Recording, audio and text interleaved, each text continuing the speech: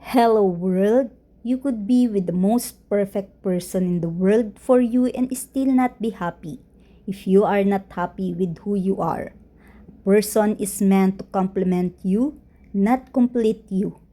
In other words, they should complement or help enrich your own happiness, your life, your goals, and your lifestyles, not to be the solution to your emotional wounds and heartache.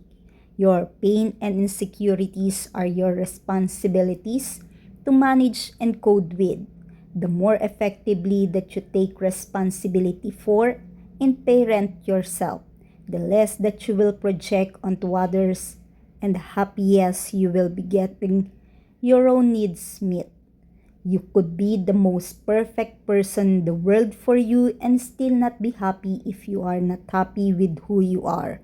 By maintaining your own hormonal balance with self-love, self-care, self-discipline, and setting and attending your goals, the most positivity, confidence, peace of mind, stability, consistency, motivation, joy, and love you bring to the table. You will see your partner as someone who adds to your happiness. Give yourself and your partner the gift of greater freedom by learning how to take responsibility for creating a happier you. Mirror neurons are powerful and can make susceptible to influence, persuasion, and manipulation, and that's why you can feel amazing or awful after spending time with someone without consciously knowing why. Mirroring someone else helps to create understanding, empathy, and connection, but also gives you opportunity for effective leadership when you are being mirrored.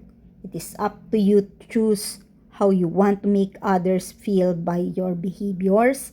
The neurons in our brain mirror the people that we want to be like because we get a taste of what it feels like to be them by watching them. By Joel Clemons.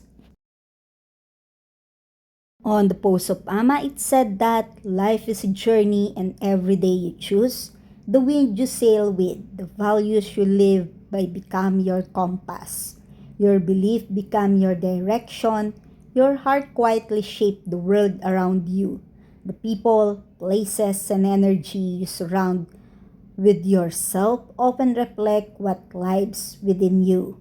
So how about to choose consciously? Choose what expand you because the journey is not only about where you are going to, but about who you become along the way. Dream until it's your reality. Satisfy your soul in every way, accept what is, let go of what was, and have faith in what will be. A lot in life depends on your perspective. Romanticize your life, endlessly blessed, forever grateful.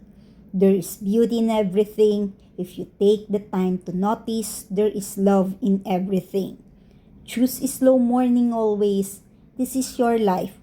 Go all in. There's art that comes from deep place in the heart, the kind that simply exists without trying to prove anything or chase anything, and somehow its own quite magical way.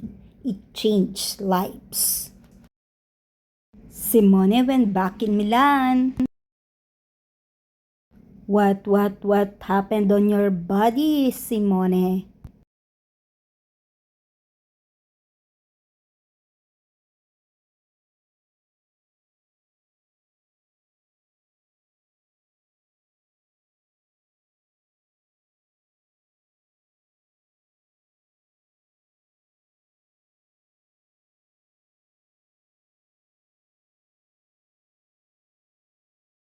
What work is it now, Simone, when you are in Rome?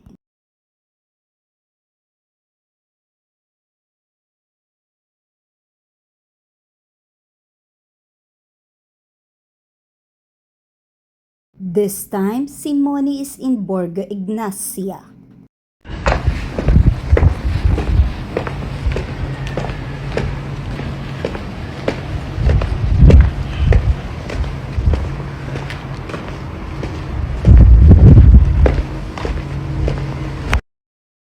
Ahahaha, Brando and Lucho.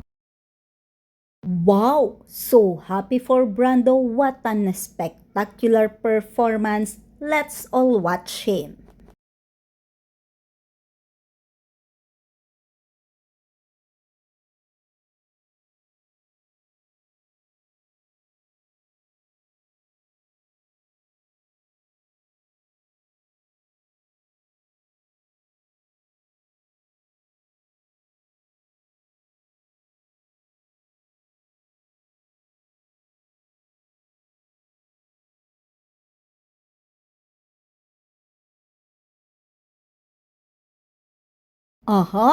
Marcus is really a grown-up man now and he is annoyed when his parents do a photo or video of him.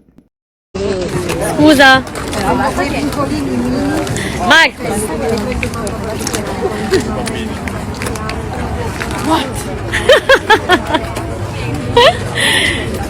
Marcus. Picture. We understand Yoruba, it's a saddest part as a mother that she need to work, and leave temporarily his kids.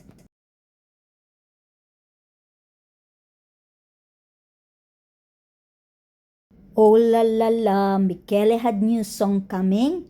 We had to wait for it. Stay tuned on the music platform online.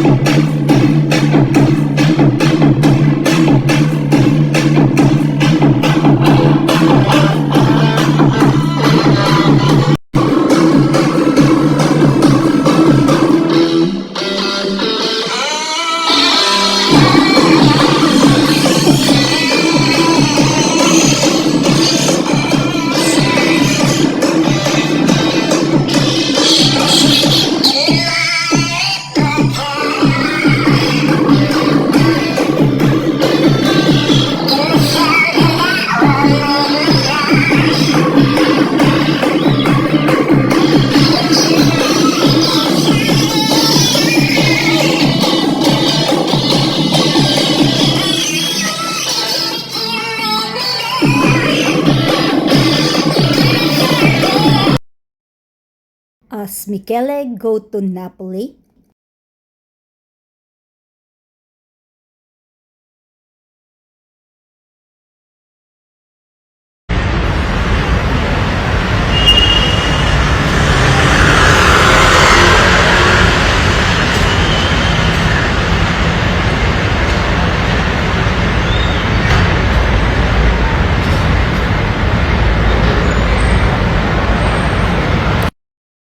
when he's going to Capri,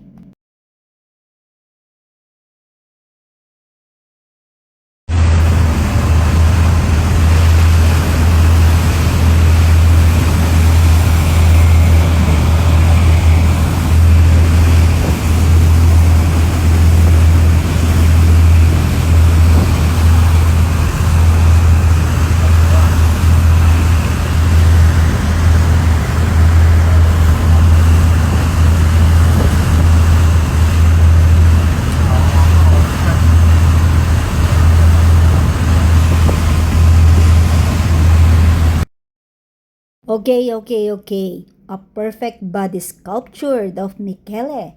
Isn't it so great?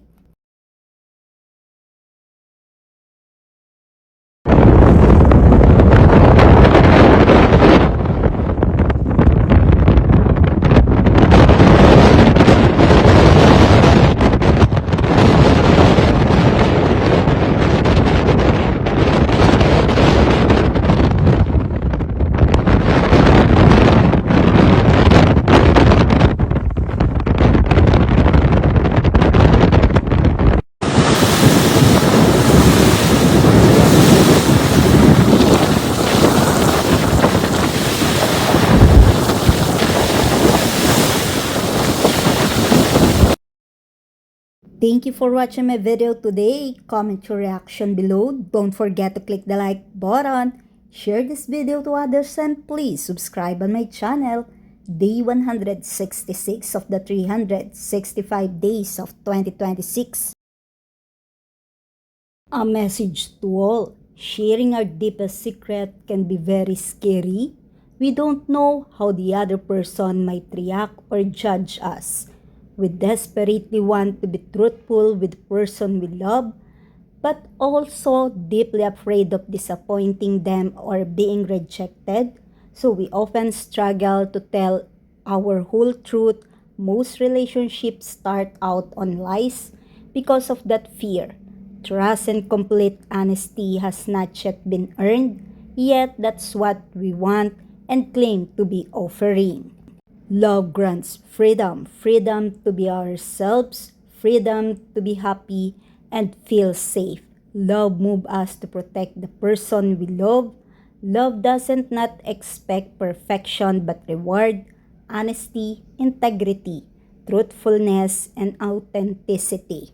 To find someone who wants to know you, all of you, without pushing you for your past or trying to change who you are, that's the person who will love you the most. Love is the password to opening our heart, and it only reveals its secret to the one who will protect them. Without that truth, love is a lie. Without connection, love will not survive. Love can heal anything, but only when we are no longer fighting or resisting each other, but yield to the love which creates the bond of safety and trust. A grateful heart brings gift, a bitter heart brings pain. Save your time and energy for those who want to put time and energy into you.